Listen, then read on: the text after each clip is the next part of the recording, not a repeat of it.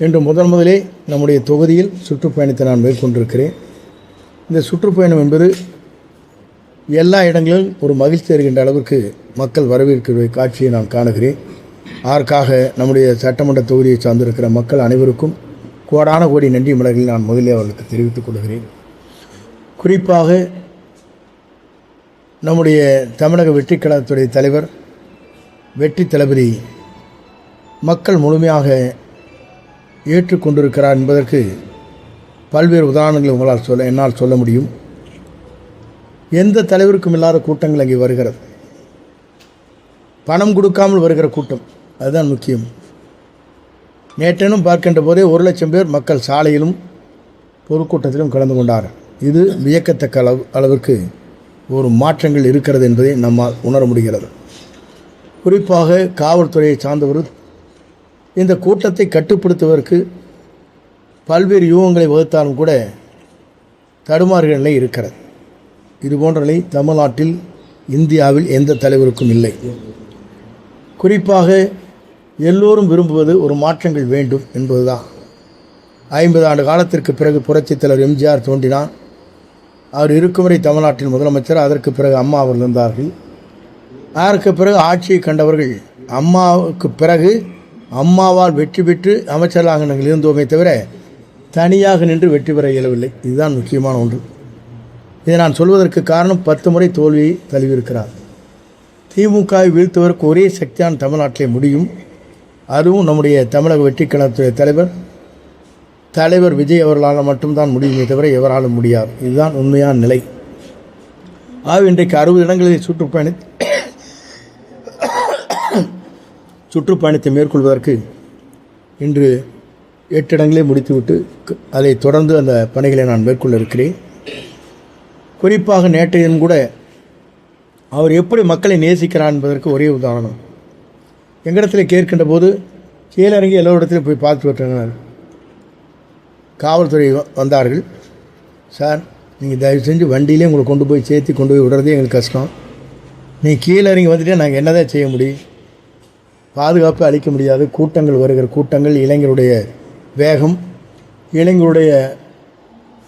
அவருடைய வேகம் மட்டுமல்ல, ஆர்வத்தை பார்க்கின்ற போது எங்களால் தடுக்க இயலவில்லை அப்படின்னு சொன்னாங்க. நேற்று நீங்கள் பார்த்துருக்கீங்க நினைக்கிறேன். ஒரு ஃபுட்பாத் இருக்குதுன்னா அந்த ஃபுட்பாத் மேலே பெண்கள், ஆண்கள், பசங்க, குழந்தை அத்தனை பேர் நின்று ஆர்ப்பரிக்கிறாங்க. இது இந்திய நாட்டின் வரலாற்றில் புரட்சித் தலைவி அம்மாவுக்கு பிறகு இவர் இன்று சுற்றுப்பயணத்தை மேற்கொள்கிற போது இளைஞர்கள் மட்டுமல்ல, குழந்தைகள் வரையிலும் வாக்கு சேகரிக்கிறார்கள். இதுதான் அதிசயமான ஒன்று. இந்த அதிசயத்தில் ஒரு மாற்றங்கள் தமிழ்நாட்டிலே உறுதியாக நிறைவேற்றப்படும் என்ற நம்பிக்கை எங்களுக்கு இருக்கிறது. அடுத்த வருகின்ற 2026 வருகின்ற 23ஆம் தேதிக்கு பிறகு நல்ல தீர்ப்பு மக்கள் வழங்குவார்கள். ஒரு நல்ல முதலமைச்சரை தமிழ்நாட்டிலே கொண்டு வருவார்கள். நல்ல முதலமைச்சர் என்று சொன்னால் தமிழக வெற்றி கழகத்துடைய தலைவர் விஜய் மட்டும்தான் என்பதை நாட்டு மக்கள் அறிவிக்கின்ற நாள் அந்த நாள் அமையும். அதே நேரத்தில் நம்முடைய தொகுதியை பொறுத்தவரையும் 2 பணிகளை நான் முடிக்க இருக்கிறேன். நான் அம்மாவுக்கு இடத்திலே சொல்லுகிற போது அங்கே நம்முடைய மாவட்டத்தை பிரிப்பதற்கு தயாராக இருந்தார்கள் 2016. 17க்கு பிறகு நாங்கள் ஆட்சியில் இருக்கிற போது கூட பிரிக்கலாம் என்று சொல்லுகிற போது வேறு மாவட்டங்கள் 10 மாவட்டங்கள் ஒன்றாக இருக்கிறது என்றெல்லாம் சொல்லி காலத்தை வீணடித்து விட்டார்கள்.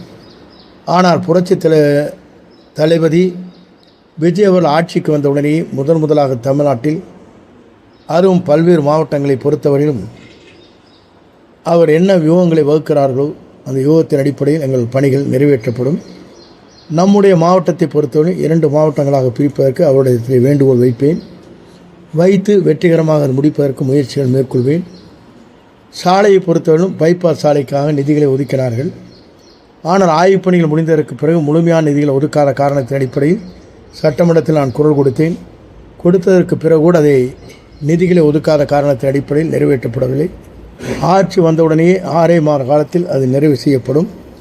2வதாக தமிழகத்தின் வரலாற்றில் சுற்றுச்சூழலை பொறுத்தவரையிலும் பவானி ஆறு என்று சொல்லப்படுகிற கொடிவேரி கருகாமையில் சாயப்பட்டறை ஒன்று கொண்டு வருகிற போது அனுமதி இருந்தாலும் கூட, உச்சநீதிமன்றத்தில் வழக்கு நிலுவையில் இருந்தாலும் கூட நம்முடைய அரசு ஆய்வுப் பணிகளை மேற்கொண்டு என்னுடைய நான் விவசாய சங்க தலைவர்களை அனைவரும் அழைத்து சென்று அரசிற்கு உடனடியாக இதை நிறைவேற்றப்பட வேண்டும் என்று வைத்ததற்கு பிறகு இதுவரையும் தமிழ்நாட்டில் வரலாற்றில் போடப்பட்டிருக்கிற ஆலைக்கு வழங்கப்பட்டிருக்கிற அனுமதியை வாபஸ் பெற்ற ஒரு சரித்திரம் தமிழ்நாட்டில் நடைபெற்றிருக்கிறது. இது எதற்காக சொல்லுன்னு சொன்னால், இதை நம்பித்தான் 10 தொகுதியில் இருக்கின்றவர் குடிநீரை பெற்றுக்கொள்கிறார்கள், விவசாயத்தை நம்பி வாழ்கிறார்கள்.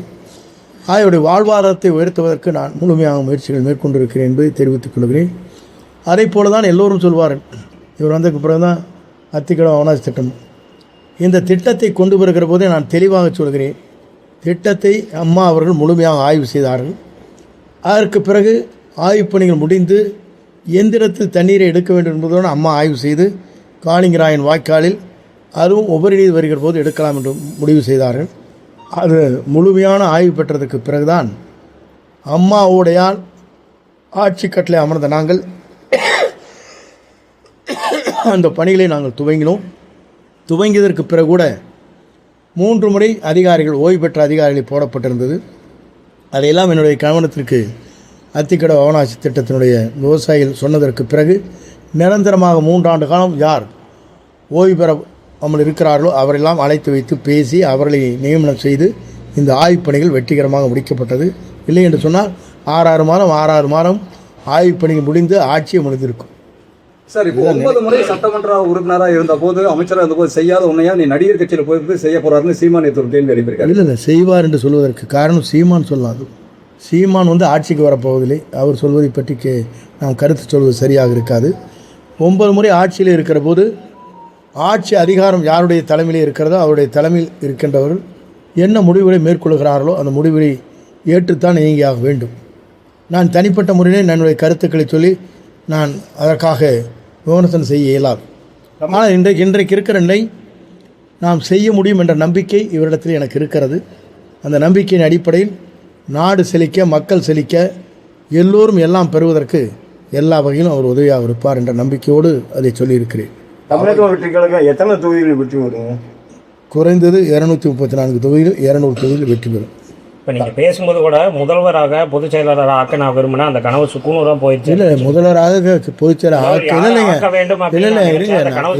போயிடுச்சு அப்படின்னீங்க. இருங்க, நான் சொல்லி முடிக்கிறது தலைவா, பேசுகிறேன் சொல்லிட்டேன். முதல்வர் பொதுச் செயல் ஆக்கியவர் தான் என்னை தூக்கி எறிந்தார்னு சொன்னேன். அந்த வேர்ட்ஸ் கொஞ்சம் மாறி இருக்குது, ட்ரான்ஸ்லிப்பாக இருக்குது. முதல்வர் பொதுச் செயல் ஆக்கிறது யாருனாலையும் முடியாது. எல்லோரும் எல்லாம் அதுக்கு ஈக்குவல் பவர்ஸ் இருக்குது. நீங்கள் 10 பேர் மீடியாங்க, 10 பேருக்கு பவர் இருக்குது.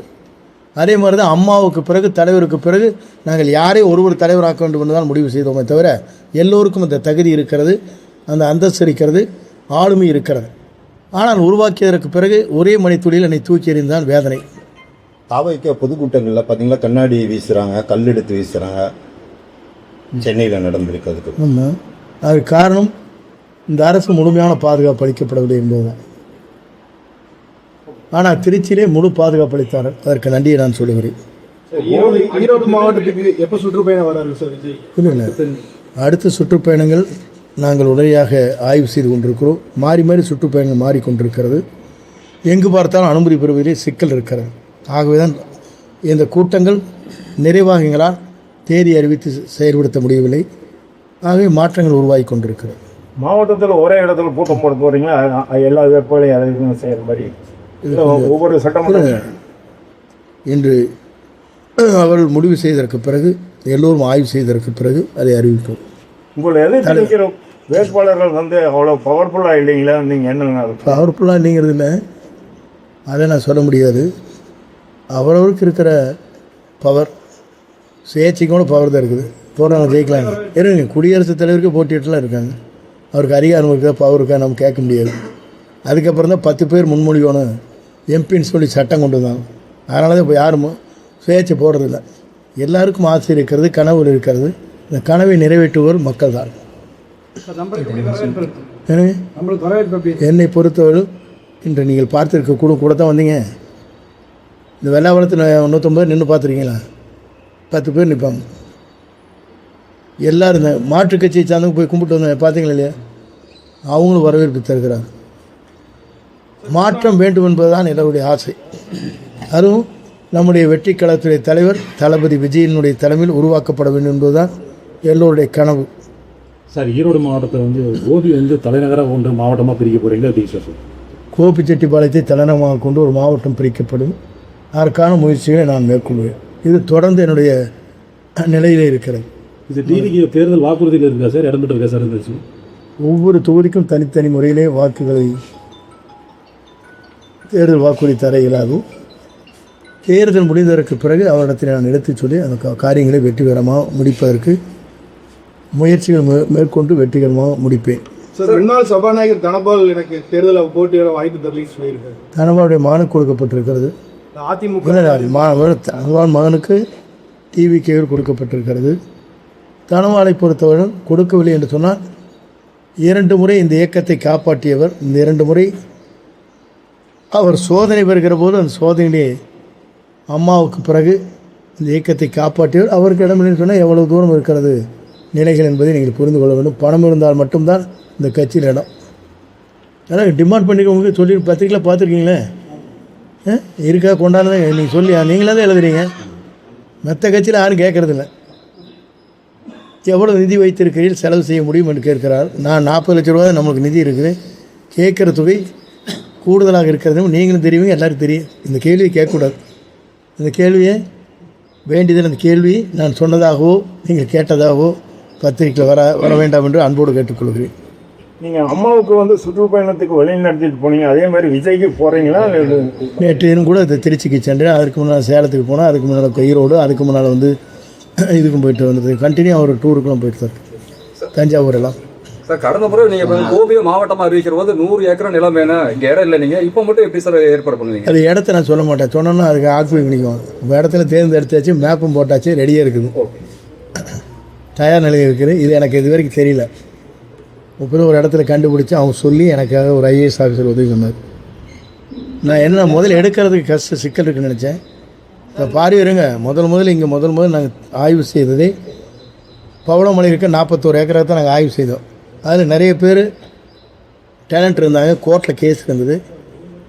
இதெல்லாம் பண்ணவே முடியாத சூழ்நிலைகள் இருந்தது. இல்லைன்னா அந்த முதலே கொண்டு வந்திருப்போம், இடம் கிடச்சிருந்தா அம்மாவை சொல்லி. அந்த வாய்ப்பு எனக்கு இல்லை. இப்போ அந்த வாய்ப்பை நாங்கள் கரெக்டாக ப்ராப்பராக யூட்டிலைஸ் பண்ணிக்குவோம். அதுக்காக எல்லாம் எந்த இடங்கிறதுல ஆக்குபை பொசிஷன் எங்கே இருக்குதுன்னெலாம் கண்டுபிடிச்சி மேப்பெல்லாம் போட்டு ரெடியாக வச்சுருக்கிறோம். அதனால் தைரியமாக நான் சொல்கிறேன், ₹1 செலவில்லாத பில்டிங் கட்டினா மட்டும் போதும். சார், இந்த தேர்தலில் அதிமுக நிலைப்பாடு என்னவா இருக்குது சார்? உங்கள் நிலைப்பாடு எப்படியோ அப்படித்தான் இருக்குது.